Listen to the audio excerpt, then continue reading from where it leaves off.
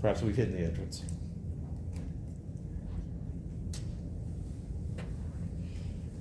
This is one-dimensional constant acceleration problem. The key that tells us that we're going to end up on the positive side is the fact that that number has a larger magnitude than that number. If this had been 20, we would have stayed on the negative side because that was the larger magnitude. But it's especially going to become clear when we find the average. All right, so we do know the final velocity. It was eventually mentioned. We know the initial velocity. We know one other piece of information from the problem itself, without doing any thinking other than just reading the problem.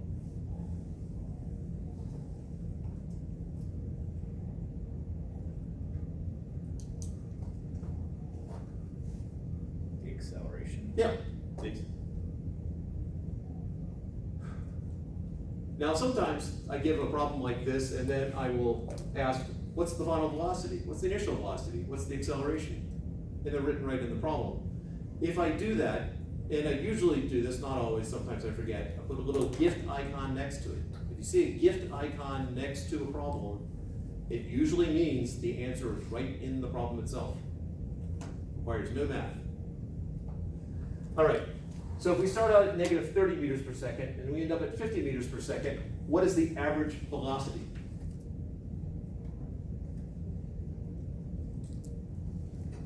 Is it 10? 10? Yeah. No, throw the units in. 10 meters per second. Yeah. The average is 10 meters per second. You just average those two numbers. And here, since my average velocity is positive, that means we're going to end up on the positive side.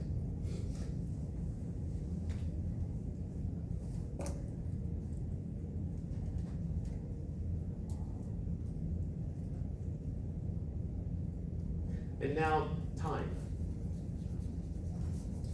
How do we find time?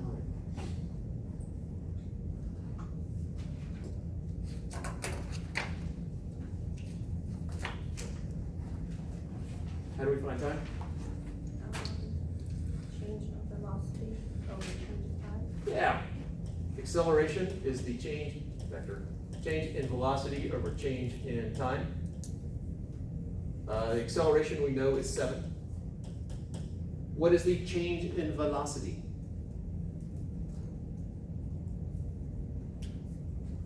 I've also asked this question on tests. Give you the problem and say, what is the change in velocity? Is it 7? 7? No. It changes by 7 every second. I'm talking change in velocity for the whole problem.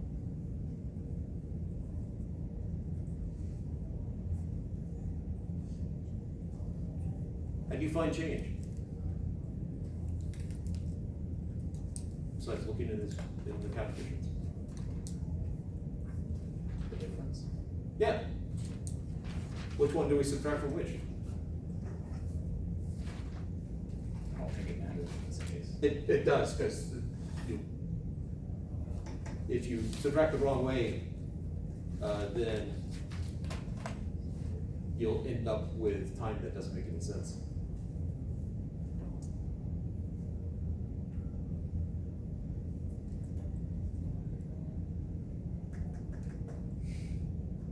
Subtract 50 from negative 30. So the initial minus the final. Yeah. Change, always final minus initial. Always. Now, I appreciate you're taking a shot at it, but change in velocity is always the final value minus the initial value. So my change in velocity is going to be 50 minus negative 30 divided by time. So we're dealing with 7 is equal to 80 over time. Or that's the math problem, or if you prefer, 7 over 1 equals 80 over t, and solve. And what is the value of time?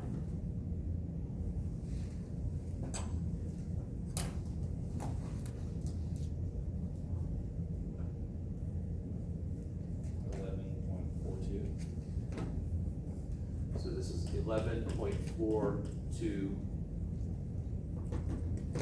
units. Seconds. All right, so I now know the average velocity, I know the time, I need to figure out my displacement.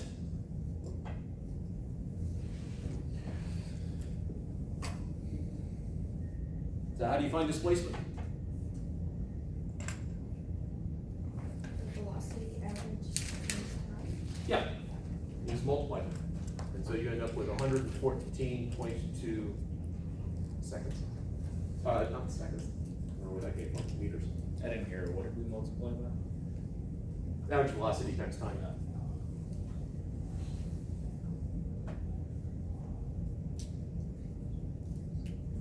And I'm gonna throw this next bit in just to show that it connects with the other stuff that we've done. Average velocity is the change in position or displacement divided by time. That's always true. The averaging just the first and last only works if acceleration is constant. So my my average velocity, which is 10, is equal to my displacement divided by my time, which was 11.42. And so that's the math problem. Multiply, divide by 1. Or in essence, you just take average velocity times time. Okay, so questions up to here? What is the subscript for the F? For that? That one? That's T and stop. That's T with subscript of stop. In other words, how much time does it take to stop? How do you get the 11.42? No, that's what someone told me. This was the problem to find the time. So you multiply it by the diagonal that you know, 80, divide by 7. So 80 divided by 7. It makes sense that it's 11 point something.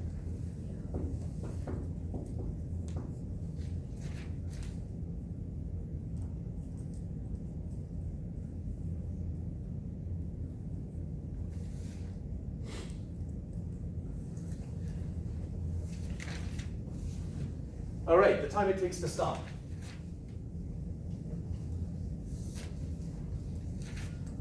Now, setting up the table doesn't make as much sense because, oh, actually, no, it does. We can do that. I have time in seconds.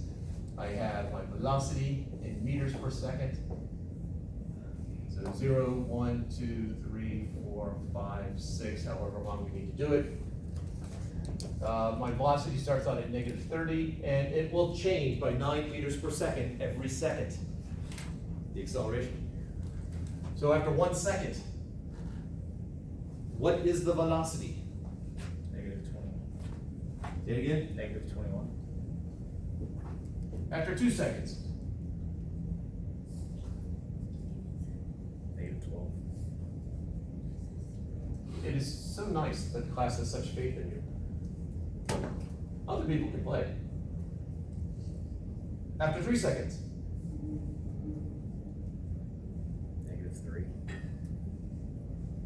after 4 seconds, 6. all right, at this point, we've crossed the threshold. So somewhere between 3 and 4 seconds.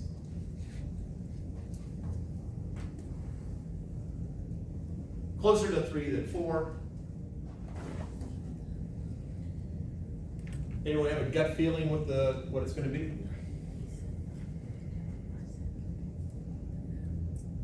Before we do any more math?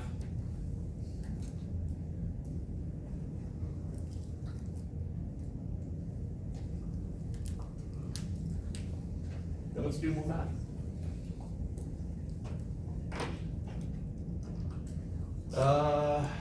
So we'll use something similar to what we did before. I know acceleration is the change in velocity over change in time.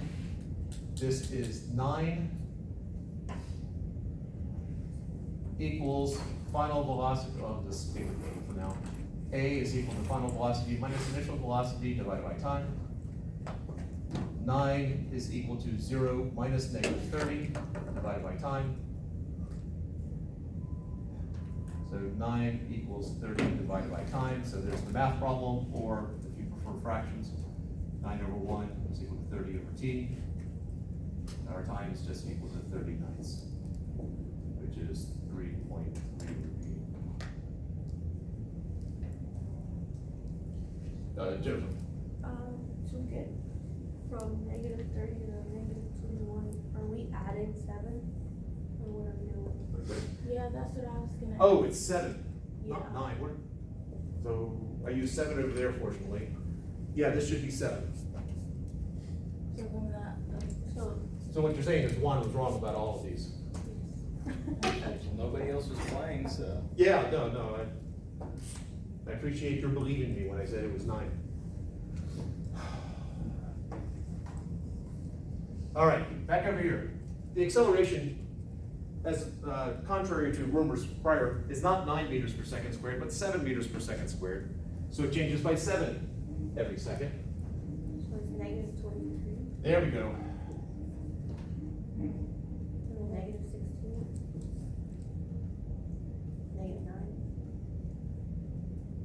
negative 2,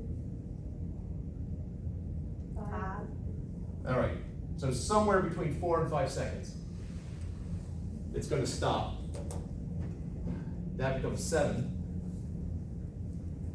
So 7 is equal to 30 over time, or 7 over 1 equals 30 over time. So time is going to be, multiply that, 30 divided by 7, which is 4.28.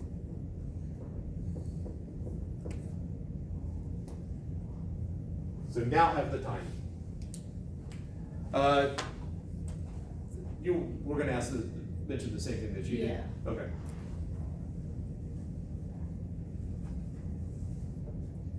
So we end up with 4.28 seconds.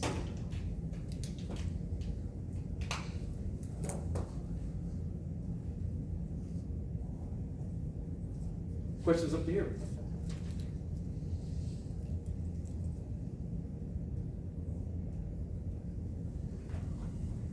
We now need to figure out the distance. I know how long. Seconds. So I know it starts out in the negative direction. I'm going to set up my little diagram here so I have some starting point.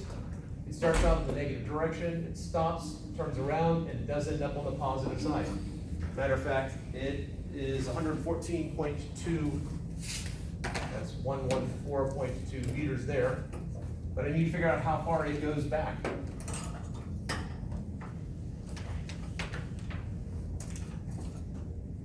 So I changed the problem slightly. I want to figure out that. Well, it starts out at negative 30 meters per second and then it stops. So what's the average velocity?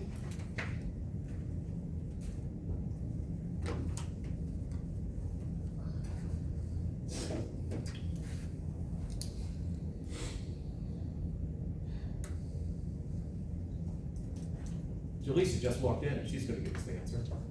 The answer is, I don't know. Good morning, Doctor. what did you say? You said 10? Not 10. How'd you get that, by the way? Oh, that's for the entire trip. We're just talking about from the beginning to the stop. Just this, for the first 4.28 seconds. Is there someone else?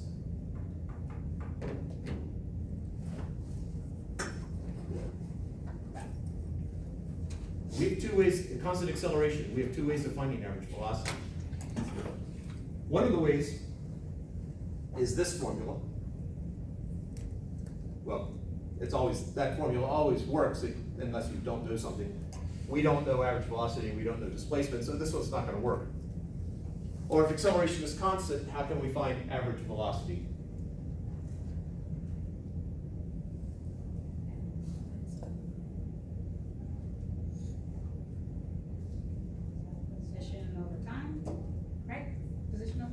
the change in position over time, but we don't know the change in position.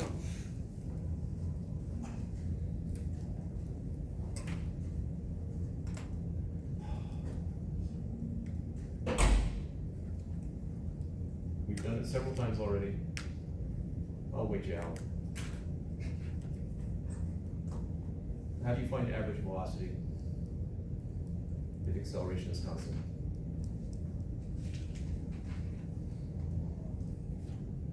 Callie? You look like you wanted to say something. So, okay, we're trying to find the average The average velocity, until 50. until from beginning to stopping. I'm not necessarily looking for a number right now, I just wanna know how to find it. You add and then divide by. It's the easier way. Sorry, I was gonna say the same thing, so add it and then divide. that, the trouble with that is, it's gonna end on a fraction of a second here, it's gonna stop at a fraction of a second, so if you just added those up, you're missing a piece of it here. So, do we know what the regular velocity is? Well, we know it starts at negative 30 meters per second. So then it would be the same, would it not? Yes. No, If it's the same, that means it didn't stop. So because as you said, it's constant, so. the acceleration is constant, not the velocity. Oh. How do you find average velocity? The other way of finding average, so we've mentioned two ways already. One is using this formula, which won't work because we don't know that or that. The other way is you add, if the time increments are even, you can add them up, but that's not gonna quite work here because it doesn't hit zero at one of the seconds. There's the other way that we've done already. We've done it, I think, at least 3 times today.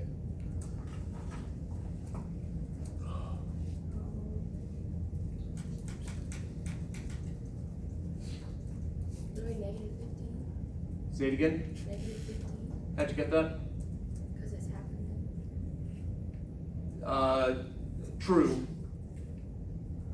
Okay, we'll use that just to push on.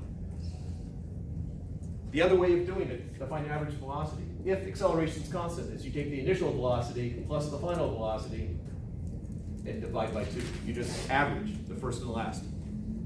We're going from negative 30 to 0. So we do an average of those two numbers, which is negative 15. So for this first region right here, we are on average going negative 15 meters per second. And we do that for 4.28 seconds. How would you find how far you went? You add it? Say it again. Add it. Add the negative 15 and the 4.28. If you're going to add quantities, they should be the same units.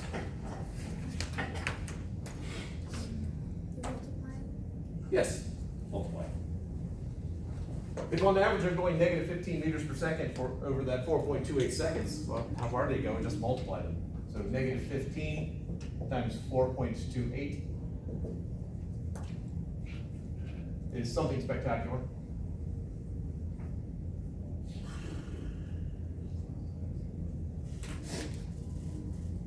So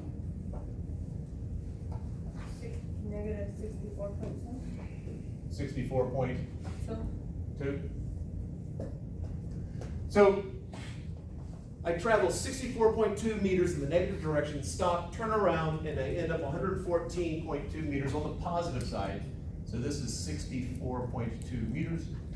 How far did I actually travel? Or did the car actually travel?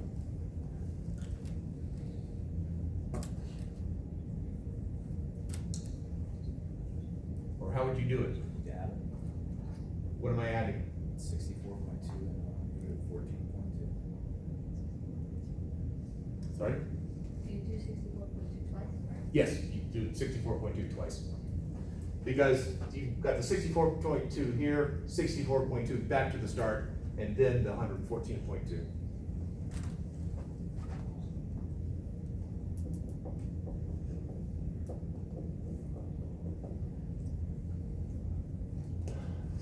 2 carry the 1, 14, 242 meters. Unless there's a careless error.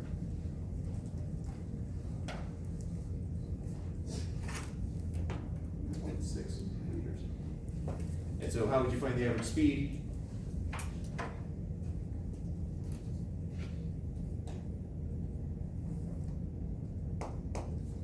You divide that number by the seconds. Divided by what? The seconds. I have 2 times here, which time?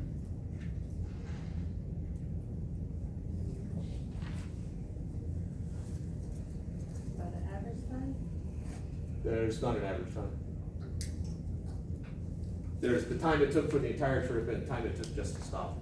Is that not what you just did? The average speed, you have to find the average velocity? Is that not what we just did? We found the, It's the same velocity and speed, the same thing, no? no. No?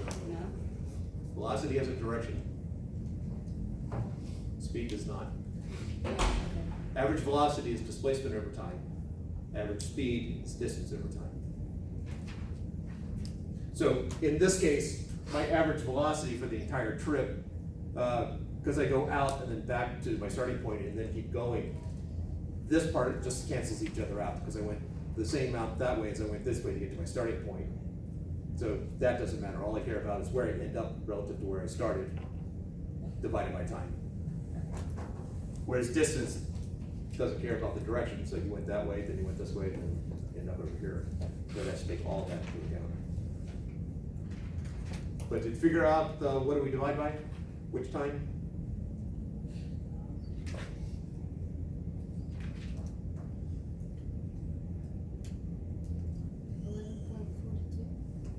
Say it like you mean it. 11.42 seconds. All right. Because that is the distance traveled for the entire trip, we need the time for the entire trip. So